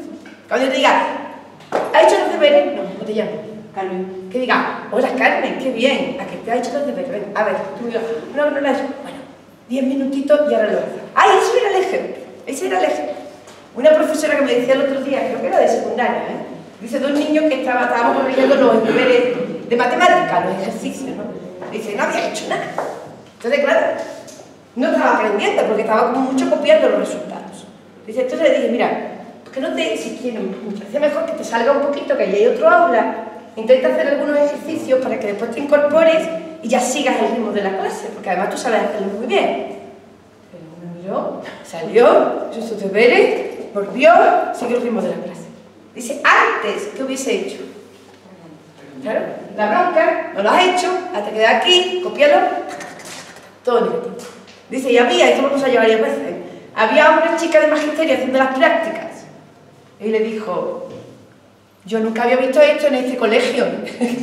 Cuando yo estaba aquí no traía los deberes, esto era un castigo. Entonces ella dijo, no, es que estamos en el programa golpe. Entonces estamos con una nueva mirada, ¿no?, hacia las cosas. Entonces este sería, ¿no? Entonces ese vínculo se fortaleció. Ese niño ahora tenía más confianza en esa profesora porque le facilita que haga los deberes y después le felicita porque los ha hecho. Entonces esto es. Entonces el primero es usar el nombre, llamarlo por su nombre, decir Carmen, qué bien, no lo mismo que tú, sino Carmen. Mirarlo, no mirar así, bien, mirarlo y mirarlo cada día y hacer ver qué te importa. Esto es muy... el nombre es mirar. Segunda, la segunda más compleja. La segunda es la retroalimentación, que es lo que hacemos con los alumnos que tenemos altas expectativas, que le damos un feedback que es mucho más adecuado, le ayudamos mejor, le facilitamos el éxito. Si esta no sale, no pasa nada. La tercera, el momento de oro. Estas son las mágicas. Mágicas, usar el nombre. Mágico es el momento de oro, que significa preguntarle por algo que no sea escolar. Entonces de pronto tú dices, oye, ¿cómo está tu perro? Que me he enterado que estaba... Y tu abuela, o tu equipo de fútbol, o aquel campeonato que tiene, yo qué sé, de pintura. Entonces claro, yo se queda como... ¿Te importa? O tu cumpleaños. ¿Qué cosas te regalaron ayer? Que a los de infantil no se les olvidan los cumpleaños. Pero cuando cumplen 6, empezamos con una amnesia de cumpleaños. Y a todos nos importa nuestros cumpleaños, ¿no? Entonces llega la profesora, te mira, te pregunta algo que no es escolar y a que a ti te gusta. Pues ahí está. Y la otra son los rumores positivos. Esta es más poderosa que la mía. Esta es hablar muy bien del niño, aunque el niño no esté. Entonces hay que planificarlo. Entonces tú te pones a hablar porque hay que decirle a Nito lo que ha cambiado, es magnífico, cómo se relaciona con los otros. Buscáis el ángulo que queráis. Podéis buscar lo social, lo académico, lo personal. Da igual. Simplemente decir algo muy positivo. Que ya se encargará alguien de ir a decirle, tu maestra está hablando de ti. Y entonces cuando ya la atribución ya se hace positiva, ya se hace creíble. Pero fijaros, esto hay que planificar. ¿Por qué? Porque si lo dejamos así, estoy segura que hacéis usar el nombre, seguro que utilizáis el momento de oro, seguro que utilizáis los rumores positivos. Esto lo hacemos. Pero con todos y cada uno de los alumnos del aula, no. Y esto es lo que hay que planificar. Porque no sale solo, pero no con todos. Y peor aún, hay algunos que se nos olvidan, pero resulta que el que se me olvida a mí, se olvida a ti, se nos olvida a todos. Y terminamos en el aula con unos alumnos muy buenos, de los que tenemos altas expectativas, y unos alumnos mucho peores, los que tenemos bajas, y después lo que nosotros llamamos los grises, son los del medio. Esto nadie los ilumina, ni por arriba, ni por abajo. Y estos son los que hacen cuando se les ilumina. Pero hay que hacer. Entonces, ¿qué decimos? Vamos a coger los niños de 5 en 5. Cada semana, 5. O cada 2 semanas. Si estamos en secundaria, que es mucho menos tiempo, tendréis que tardar un poquito más. Y lo tenemos que apuntar, los nombres. Y tenemos que apuntar qué pasos clave nos estamos haciendo. Entonces yo mañana tengo en mi cabeza que tengo que coger estos 5. Los 5 que me cojáis, no me cogéis los 5 iguales. Pero me coger los 5 peores y vais a llevar 2 semanas, ¡ay, qué bien, ay, qué bien! No. Entonces los otros van a decir, maestra, que no. Y mira, los 5 mejores. Que te voy a decir, los pelotas. Entonces me los tenéis que coger diversos, que no se noten. Cogéis 2 muy buenos, académicamente hablando, 2 con problemas, 1 no. O 2 muy tranquilitos, 2 muy nerviosos, 1 no. O 2 solitarios, 2 que tienen amigos por todas partes, 1 no. Me da igual el criterio que cojáis, pero diversos. Lo tenéis que apuntar, porque si no lo apuntamos, os aseguro que siempre se nos olvidará lo mismo. Entonces ya empezamos con el golden, que el golden es sobre todo intencional, porque ya lo hacéis. Yo no estoy diciendo nada nuevo. Pero ahora consiste en hacerlo cuando yo quiero, con quien quiero. Porque tenemos que ver los efectos. Porque si veo los efectos, yo también cojo fuerza y me siento mejor. Entonces ya empezaremos, si queréis, empezar. Mañana cogéis 3 pasitos clave, o 4 o 5 nomás, y apuntáis los nombres. Yo diría de este año, que es la más fácil, y hay que trabajarla de base. Los nombres con los que nos vamos a decir. Tú dices, ya le he dicho el nombre, lo he mirado, le he preguntado por el perro, ya he hablado de bien con él en la puerta de no sé dónde, ya le ha llegado el rumor. Venga, otro. Y así va. Hasta que la clase completa. Y cuando pase eso, pues vais viendo. A lo mejor hay alguno que hay que dedicarle más brillito. Venga, hay que dedicarle más porque este pues se le dedica más. Generalmente el que más lo necesita, hay que dedicarle más, ¿vale? Y poco más, y ya os dejo con esta y os he puesto tareas, ¿no? ¿O no? Sí, hay más, claro que hay más. El clima social, aprendizaje cooperativo y más cosas. Este es el aprendizaje ajustado, que este es muy poderoso, pero este cuesta trabajo, ¿eh? Por ejemplo, digo solamente uno que me vais a decir, pero por lo menos que vaya sonando ya, ¿vale? La elección que era el derecho a decidir. Eso, a ver si lo podéis conseguir. Y el otro, que a ver si no levanto muchas de esto, es el boli verde, ¿vale? Que significa, vamos a corregir, señalando lo que está bien. Recordemos que era magnificar lo bueno. Y lo que está mal lo ponemos chiquitito, muy chiquitito, que casi no se nota. Que era lo que hacía mi maestra conmigo cuando yo salía a la pizarra, me equivoqué en el signo y en el paréntesis. Magnificó lo bueno que bien ha hecho el ejercicio. Magnificó lo malo que capaz que se le ha olvidado un signo y ese paréntesis hay que cerrarlo. Ya está. Entonces eso me animaba a mí a seguir con matemáticas hasta que lo hacía mejor todavía. Entonces, claro, esto yo sé que causa problemas como el tipo y cómo cogió la falta de los dictados y cómo, ¿vale? Pero darle vueltas, no es tan complicado. Y cuando empezamos a hacerlo veréis, los cambios son enormes. Y los cambios con la elección, enormes. Enormes. Y cuanto más grande, bueno, más cambios se ven. El otro día un profesor de bachillerato me dice, yo no me lo podía creer. La alta motivación que cogieron estos niños estudiando filosofía, vamos, tú no sabes los trabajos que han hecho. Y lo único que hizo es que los dejó elegir. Con lo cual, tú elegir, otra vez, más atención, más esfuerzo y más persistencia, ¿no? Ah, y con la familia, este también. Con la familia, que la familia eran, además, estábamos en la parte emocional, cómo conseguir que la familia tengamos mejores relaciones y cuando digamos escuela en la casa, todo el mundo diga bien, ¿vale? O sea, para que todo el mundo diga bien en la escuela, tenemos que llamar a los padres o mandarles notitas o mandarles SMS o lo que sea, pero mensajes de qué tipo. ¿Ya? Y más positivos al que más lo necesita. Ya sé que ya lo sé, porque yo sé que nunca se le llama a un padre para contarle algo malo. Nunca. Por eso y entonces veréis otra vez que cuando llama y dice, mira, quiero comunicarte simplemente, quiero informarte, ¿no?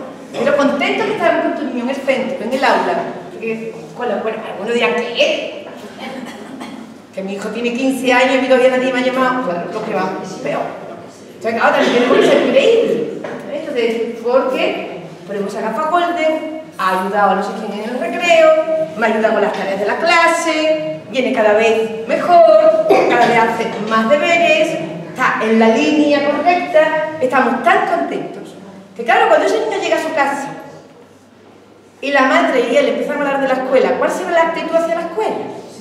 Claro. Pero cuando la madre recibe la llamada o ven al centro y es no colabora, no hace nada, ya no sabemos qué hacer con él, es un vago, cuando la casa sale de la escuela, sale castigo, te quedas sin jugar, te cierras en tu cuarto, hoy no sales, la escuela se convierte en un monstruo que el niño le quiere salir de la escuela. Y después me dicen que hay fracaso escolar. Estímulos, ¿cómo era? Estímulos atractores negativos. Entonces solamente este es muy fácil. Contactos regulares con la familia, con un mensaje positivo.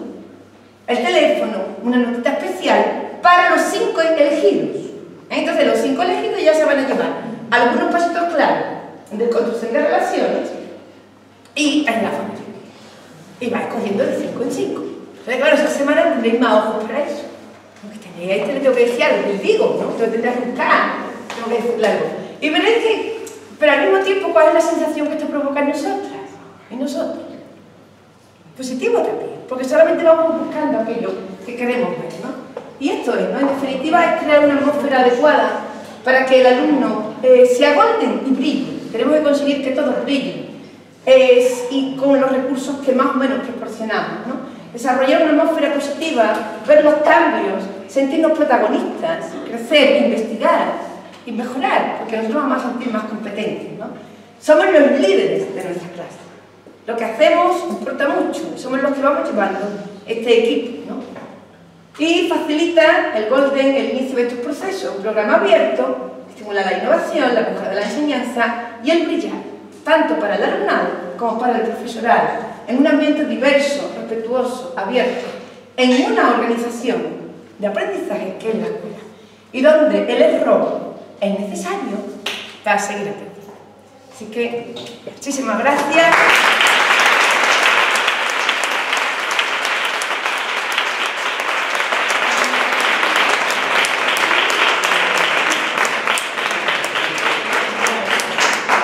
Mirad, fuera de tiempo, si se nos ha quedado alguna pregunta o algo, podemos... Por aquí, Gonzalo, quien se quiera quedar. Tenemos 5 minutos. Gonzalo.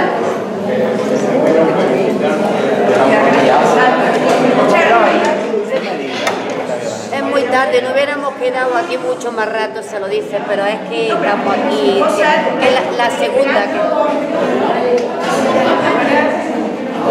¿Ahí está grabando todo? A ti, ahora. A mí también. Ahora está.